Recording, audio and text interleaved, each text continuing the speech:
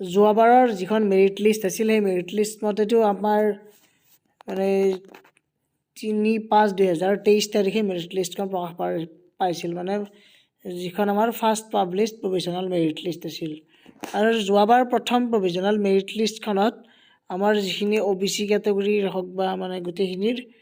মানে ধৰি লওক টোটেল কোনোবা এটা মানে ধৰি লওক এছিষ্টেণ্ট টিচাৰ অফ লোৱাৰ প্ৰাইমাৰী স্কুল টোটেল 18টা পোষ্ট আছিলে এইখন ডিষ্ট্ৰিক্টত গোলাঘাট ডিষ্ট্ৰিক্টত আৰু ইয়াতে কিমানমান কাট অফ গৈছিল ইয়াতে প্ৰায় লাষ্ট কাট অফটো চাবলৈ গ'লে ইয়াত 206 OBCত আছিল OBCৰ 206 আছিল আৰু যিখিনি এতিয়া 206টো কিমানমান হ'ব এতিয়া প্ৰায় 58-60 ইমানমান হ'ব তেওঁৰ নাম্বাৰটো যদি টেটত বেছি আছে 62-63 ইমানমান হ'ব আৰু জেনেৰেল কেটেগৰীৰো প্ৰায়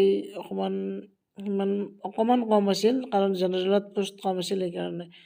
বাকী আপোনাৰ PWDত বাৰু কাট অফটো কমেই যায় সেইটো সকলোৱে জানেই PWD কেণ্ডিডেটছ কম থাকে আৰু যোৱাবাৰ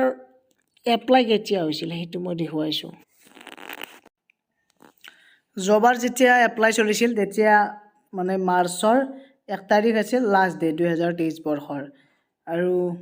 মই কৈছোঁৱে যে মেৰিট লিষ্ট প্ৰায় 2-1.5 মাহৰ ভিতৰত মেৰিট লিষ্ট ওলাই গৈছিল আৰু বৰ্তমান যিহেতু আমাৰ যিখিনি পোষ্ট ওলাইছে DWৰ তাত কিমান পোষ্ট আছিল 5,550টা পোষ্ট প্ৰায় আছিল আৰু ইয়াৰে আপোনালোকৰ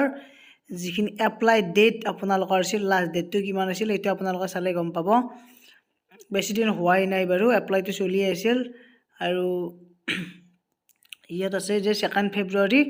লাষ্ট ডেট আছে গতিকে 2 ফেব্ৰুৱাৰী পৰাই নাই এতিয়ালৈ গতিকে যোৱাবাৰ যিহেতু মাৰ্চত last apply date last March আছিল মে মাহত ওলাইছিল গতিকে এইবাৰ আপোনালোকৰ প্ৰায় এপ্ৰিল মাহত ফেব্ৰুৱাৰী মাৰ্চ এপ্ৰিল মাহত আপোনালোকৰ মেৰিট লিষ্ট ওলোৱাটো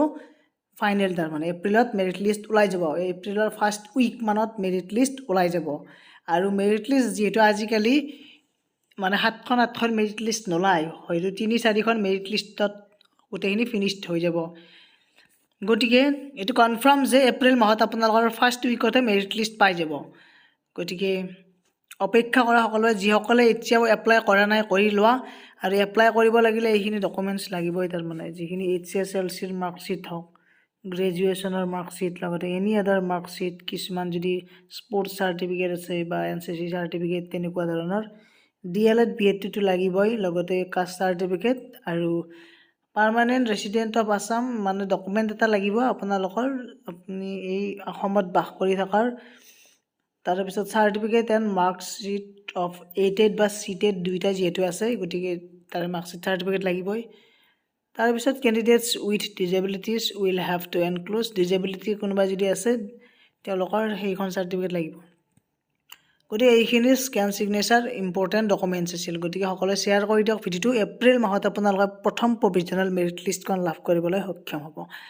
আৰু চেনেলটো ছাবস্ক্ৰাইব কৰি ৰাখক কিবা আপডেট আহিলে জনাই থাকিম ধন্যবাদ থেংক ইউ